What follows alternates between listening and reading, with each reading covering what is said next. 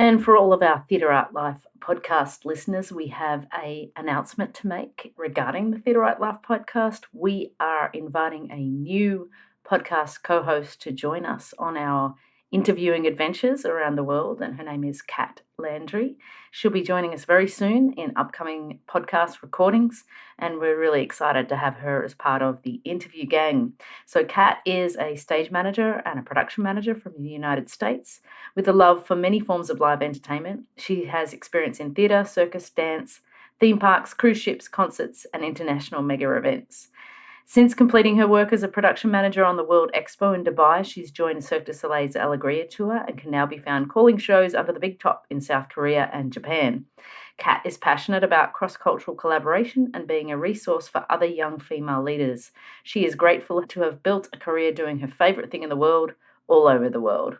Kat is a proud graduate of the Carnegie Mellon School of Drama and a certified project management professional. So we're really excited to have Kat join us, and stay tuned to hear her on the airwaves.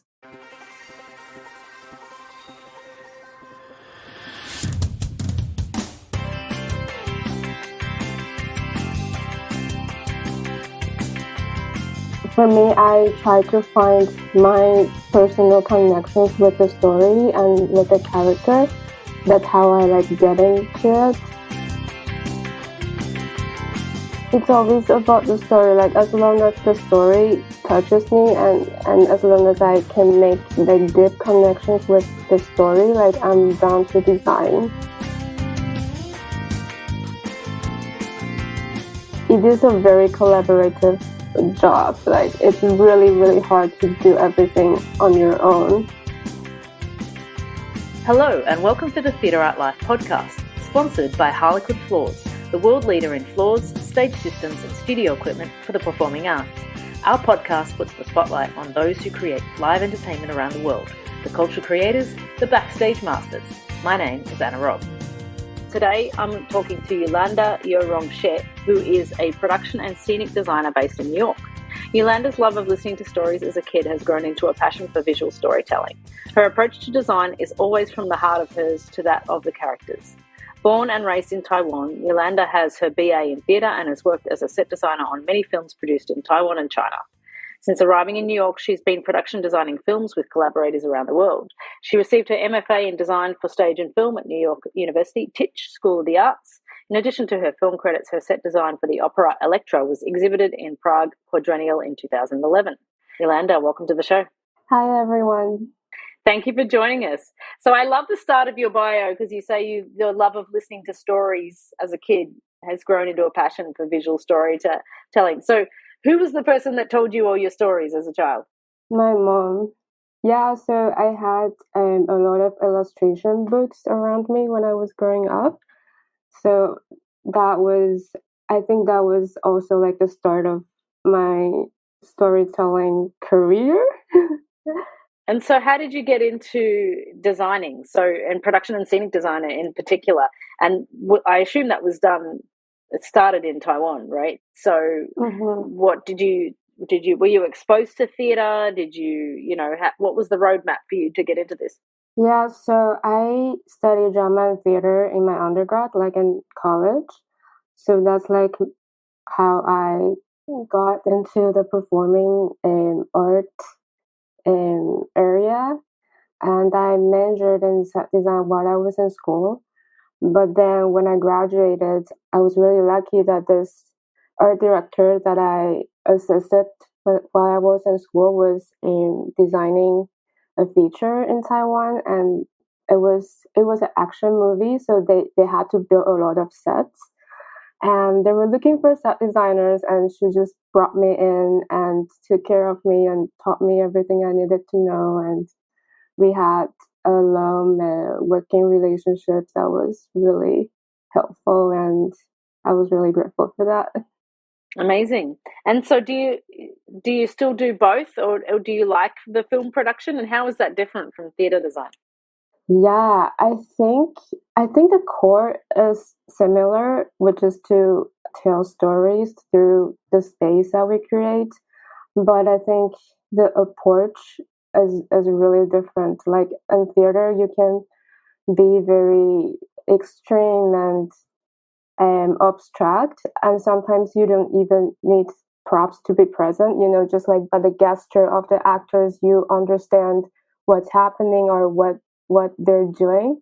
But in films you have to complete the set more, you have to make it more complete and intact, I think. But that's not to say that doing like film design is less creative. I think in a way it's harder because you have to you have there are a lot, like, and I think it's theater is like it's more straightforward. Like if this is the style you want, you just like go for it. But in film you have to find a way to embody your concept and your ideas through the elements that are like convincible and believable to the audience. I don't know if that makes sense.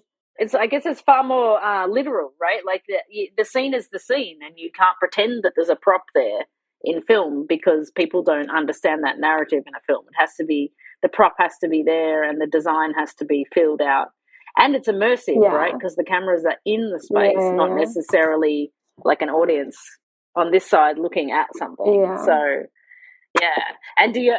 and so what's the differences between working on films in Taiwan and in China? Is there a difference in terms of how those shows come together or films come together? Pretty much the same.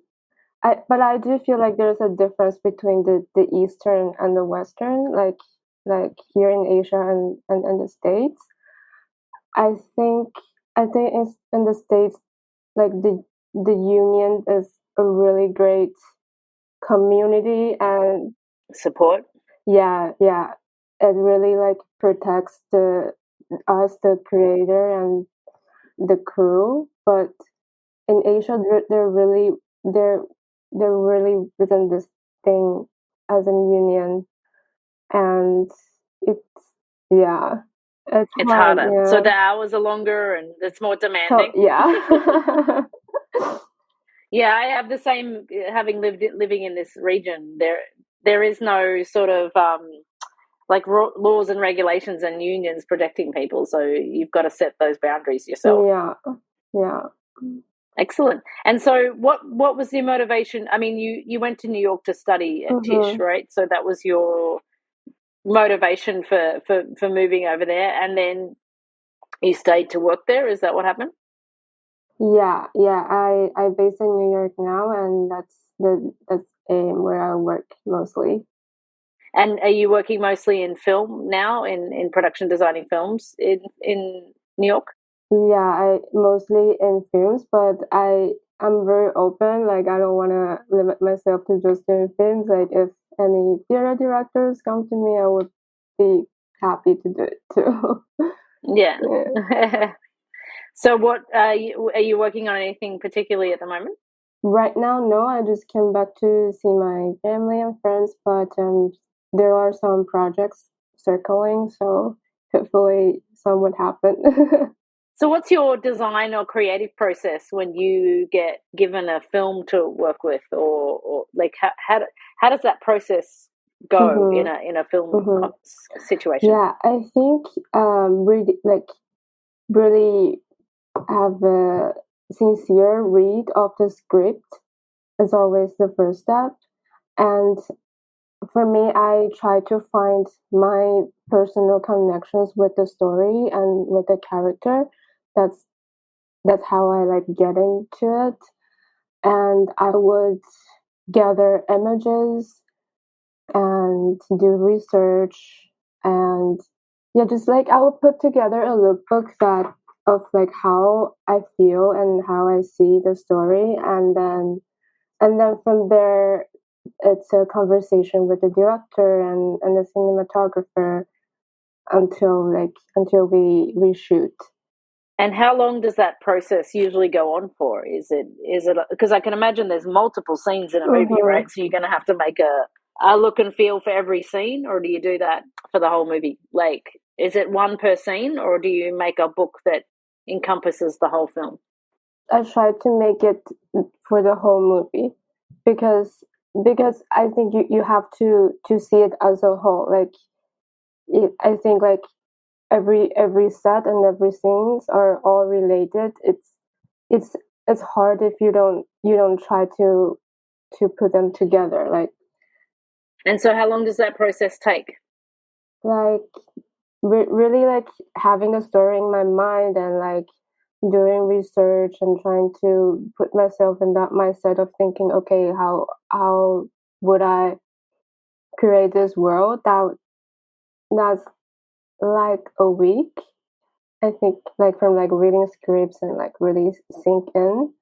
And then I mean the reality is that usually you don't have much time. You just have to like really crunch and like do everything very quickly. But ideally I think it'll be nice to have a month of pre-production, like to like source for props and do like location scout and get everything ready.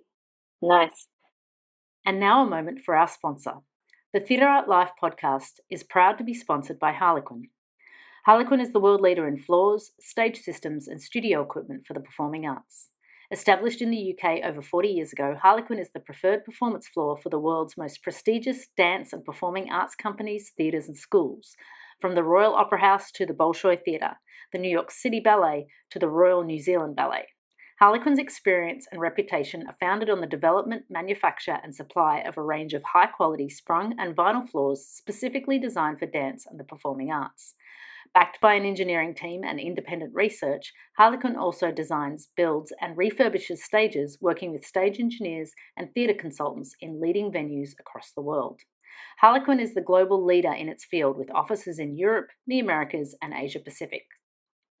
Find out more at harlequinfloors.com, HARLEQUIN floors.com. So tell us a little bit about your set design for the opera Elektra. So it was exhibited in the Prague Quadrennial in 2011. And so what qualifies that to be exhibited in the Prague Quadrennial, and what was that design like? It's a long time ago. Let me try to like get that memory back. So it was I was still in college back then, and it was a class project, and I said, so Elektra is the story about her and her relationship with her dad, right? And so for me, like my most vivid memory that I have with my dad was that we would play in the in the playground with like the swing and slide, and he would push me from behind the swing, like so I can, and I would like always jump off at the highest point. I set the set at this courtyard of the palace that has these facilities like the swing and the slide, and because I think that would be the place for her to think to reconnect it with her father. Applying process was, I think first you have to submit like a complete paperwork of your design, like your concept, a written statement, and like model shots, and I don't remember what else, but I think these two basically. And then there's an in-person interview, like where you light up your model, and the how like a jury would, I don't know if that's the right word, but like like the people who make decisions like would come to you come and like ask you questions, and then that's that's like the process. That was like the process. Oh, that's interesting. You work in both realms, but do you have a preference for which one that you would do you have a dream job in terms of a show that you'd like to design for, or a film that you'd like to get made as a production designer? But for me, I think it's always about the story. Like as long as the story touches me, and as long as I can make like deep connections with the story, like I'm down to design it. Like regardless of the genre or like other aspects. Oh, that's good. And when you work as a production design, do you ever like work as a team, like, or is it more of a solo situation? I mean, when you're doing like very indie productions, you pretty much have to do everything by yourself. But I think it is a very collaborative job. Like it's really, really hard to do everything on your own. So yeah, I prefer to have a team if I have that option. Yeah.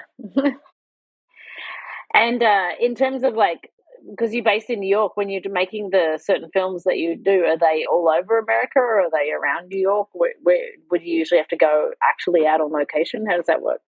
Yeah, I think that's one of the things that I love about doing films. It's like you will visit places that you would never have gone to otherwise. And so I've done films in, yeah, mostly in New York, but I've also been to Florida twice for shoots, and California, and Sicily. And while I was still in Taiwan, I work on a feature that's in Yunnan. It's like very deep in the mountains of like very close to the border of China and Myanmar. And that was really mind blowing because we work at this very tiny village, and the place that we stay was like an hour and a half drive one way, like away from the location, because that's the closest town like place where you can stay. And the road was like very bumpy and rocky, and there was no toilets in the village. Like you use these like ditch kind of thing to be on Wow. pool. Yeah. Yeah, it was really, yeah, it was really a different life, like living experience. And in that place, did you have to take extra props and stuff up there to fill out the scene that was being filmed up there? Yeah, yeah, yeah, totally. So we because all the houses there in the village are very tiny and it doesn't have much light. So it's not good for filming. Like there's no space for camera and like too dark. So we had we had to build another house there to serve the purpose of filming, like to make it our set. And we brought a lot of props from the town that we're staying. And we also, oh, and then one thing that was really interesting about that production was that we didn't. So usually on the film set you would have like a construction team, and they were like they're very professional about like building film sets. But that one, it was the villagers who helped us build our set. Yeah. Wow. Yeah, because it was just like too far away. It was just impossible to like bring another team of carpenters there. Did they keep it? Did somebody else? Did they keep I'm it as not a sure. place, or did they tear it I'm down up not sure, there? but yeah, but it was a really special experience. Yeah, that's fascinating because I think that like when your work gets to take you to some places, like you said, that you'd never get to experience before, it's really unique. And when you get the opportunity to work with local people in that location, it's kind of a great experience. So, what's your favorite part about the job? Maybe you've already explained that, but what's officially your favorite part about the job? I think my favorite moment is when um when the camera is set and when we start shooting, like when you see everything all comes together. And it's a weird moment because I feel very attached and detached at the same time. Like I know that I created or make this set like with all of myself, like mentally, physically, and like all that. I like make it, but at that moment, I also feel like it has its own life that is like growing and is independent of me. Like I have nothing to do with it now. Yeah, it's a strange feeling, but like I really like that moment when everything comes together and it's going well. It's like when you let your child go off to college and let them go, right? You've built them all up, yeah, and then now they're on their own. Yeah. Yeah. Yeah. And if you could change one thing about the industry or your job, what would that be? I think we should have normal work hours, like as everyone else, like 9 to 5.